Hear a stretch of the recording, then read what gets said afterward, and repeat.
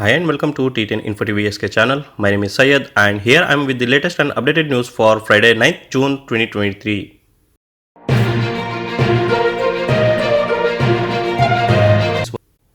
Kuwait deport expats renting out homes to bachelors. The property owner in Kuwait will face deportation if they are found renting out their property to bachelors. This step comes within the framework of Kuwait municipality effort to curb the growing problem of bachelors residing in private and standard housing. The new decision was announced by the acting general director of Kuwait municipality engineer Saud Al Dabbous, Arabic Daily Al Raya reported. GCC US ministerial meeting issued joint statement on Ukraine, Syria and more. The GCC Council member and the US Secretary of State Antony Blinken issued a joint statement on achieving political and economic stability in the region after a meeting in Riyadh on Thursday. The committee highlighted the importance and promise of infrastructure projects to promote regional integration and interconnectivity, contributing to regional stability and prosperity.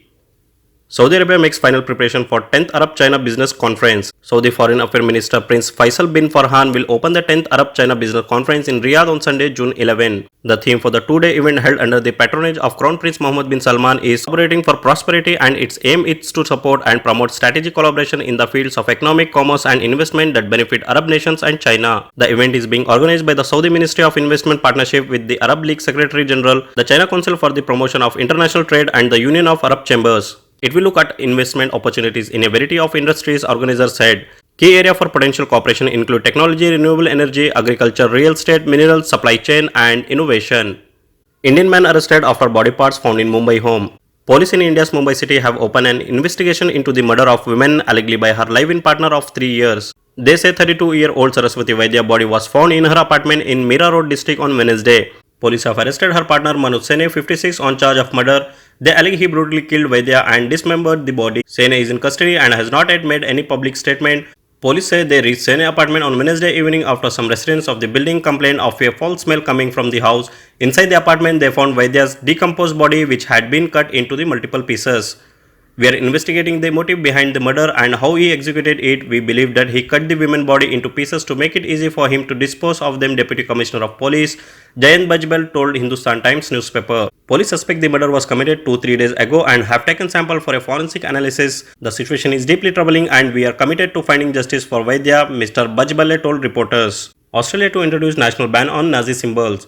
Australia has announced it will introduce a national ban on Nazi symbol in an effort to crack down on far-right group. Public displays of the swastika or SS symbol will be punishable by up to a year in prison. However, the new law will not cover the Nazi salute. Nazi symbols are already banned in many states, but this means they won't be allowed anywhere, the government says. The move comes amid a resurgence in far-right activity. In March, a group of neo-Nazis appeared at a rally in Melbourne hosted by Kelly J. Kin Min Shul, who is known for her opposition to transgender rights, and performed Nazi salute on the step of the Victorian Parliament. Ms. Kin Min Shul denied any connection to the group, but the event triggered a political backlash with call for greater effort to tackle display of Nazi regalia.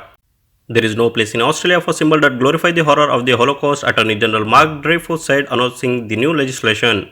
IMF staff commend Saudi Arabia continued implementation of Vision 2030 reform agenda. The International Monetary Fund staff say that the Saudi economy is benefiting from remarkable growth, spurred by a strong pickup in private investment and ongoing reform implementation. Their views were included in the IMF's official concluding statement that was issued at the end of their visit for an Article 4 consultation with the Kingdom government for 2023. The IMF officials commended the continued implementation of the Saudi Vision 2030 agenda towards a productive and sustainability economy, noting remarkable progress in digitalization, the regulatory and business environment, female labor force participation and higher private sector investment. The IMF staff emphasized that the implementation of Saudi Arabia's impressive structural reform agenda will help generate strong, inclusive and more sustainable growth. Saudi Arabia had the fastest growing G20 economy in 2022, the IMF experts said. While Saudi unemployment rates are at a historical low, female participation in the labor force reached 36% in 2022, exceeding the target under Vision 2030, they noted. Saudi Arabia launches Visiting Investor e-Visa. Saudi Arabia has launched Business Visit Electronic Visa, namely Visiting Investor. The new visa service, which was launched by the Ministry of Foreign Affairs in cooperation with the Ministry of Investment, aims to facilitate the foreign investor trip to Saudi Arabia to personally explore the investment opportunities in the kingdom. The Ministry of Foreign Affairs said that the method of obtaining the visa service is by applying for a business visit visa through the Unified National Platform for Visa with easier and simplified electronic procedure. The ministry stated that the application will be processed and the visa will be issued instantly before sending it to the investor via email. According to the ministry, the beneficiary of the service in the first phase will be investors who are citizens of a number of countries. The visa service will be made available to citizens of other countries in the next phase. The ministry noted that the new visa service contributes to achieving the objective of the Saudi Vision 2030 that targets the kingdom to be a leading investment power with attractive competitiveness. At least 4 children injured in France, mass stabbing some in critical situation. 5 people were injured in a knife attack in the French Alps on Thursday, including 4 children and 1 adult, a security source told AFP, giving a new toll for the stabbing. 2 of the children and the adult were in a critical condition, the source said, asking for anonymity because they were not authorized to speak publicly to the media. The previous toll given by security source was 7 people injured, including 6 children. A British national was among the children injured in the British Foreign Minister James Cleverly said. A man armed with a knife attacked group of children aged around 3-year-old as they played in a park near the lake in the town at around 9:45 am, a security source who asked not to be named and a local official told AFP. India slams Canada for parade float showing ex-PM Gandhi's murder. India has hit out at Canada for allowing a float in a parade depicting the 1984 assassination of Indian Prime Minister Indira Gandhi by her bodyguard, perceived to be a glorification of violence by Sikh separatists. I think there is a large underlying issue about the space which is given to separatists, to extremists, to people who advocate violence, India's External Affairs Minister S. Jaishankar told reporters in New Delhi while commenting about the W in a parade. Monsoon reaches India's Kerala after longest delay in 7 years. Monsoon rain has reached the coast of India's southern Kerala state, offering relief to farmers after a delay of more than a week, marking its latest arrival in 7 years. The monsoon, the lifeblood of India's $3 trillion economy, delivers nearly 70% of the rain needed to water its farms and recharge reservoirs and aquifers. It also brings relief from the worst of the hot weather. Bangladesh suffered long power cut amid worst heat wave in decades. Abdur Rahman nearly fainted while pulling his rickshaw under the scorching sun in Bangladesh capital city. It is not possible to continue doing this in such weather, he told Al Jazeera. Chinese airline launches new direct air route linking London and Beijing.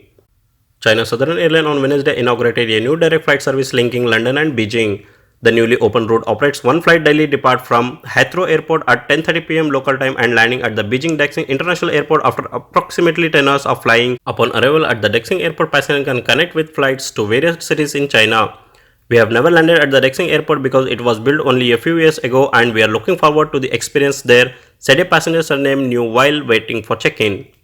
8 killed, 12 injured in road accident in NW, Pakistan. At least 8 people were killed and 12 others injured on Thursday when a passenger vehicle fell into a gorge in Upper district of Pakistan northwest Khyber Pakhtunkhwa province, a rescue team said. According to the rescue team, a passenger vehicle fell into the gorge due to unknown reason when it was on the way from Upper D to Chitral district of the provinces. Locals and the rescue team rushed to the site and shifted the bodies and injured to a hospital. Medics feared that the death toll might rise further because several of the wounded were in critical condition due to the 7 injuries. There were 20 people on board, including the driver, when the accident occurred, the rescue team said. Local police have registered the case and started an investigation into the accident. Sri Lanka to import hatching eggs from Netherlands to tackle chicken egg shortage. Sri Lanka's Ministry of Agriculture announced on Thursday the import of 176,000 hatching eggs from the Netherlands to solve the current shortage of chicken meat and egg in the country. The ministry said in a press release that the hatching eggs will be imported through the state-owned National Livestock Development Board. Ministry of Agriculture Mahinda Amaravera has introduced an official to take steps to distribute the eggs to chicken farms in the private sector at a subsidized price. This stock of hatching egg is to arrive in Sri Lanka next month, said the ministry. Prices of chicken and egg in Sri Lanka have increased in recent months due to high feed cost and the lack of hatching eggs and hens. That's all in today's headlines. Thanks for watching. If you want to receive more important headlines around the world, keep watching T10 Info TV SK channel by subscribing and hit the bell icon to receive notification.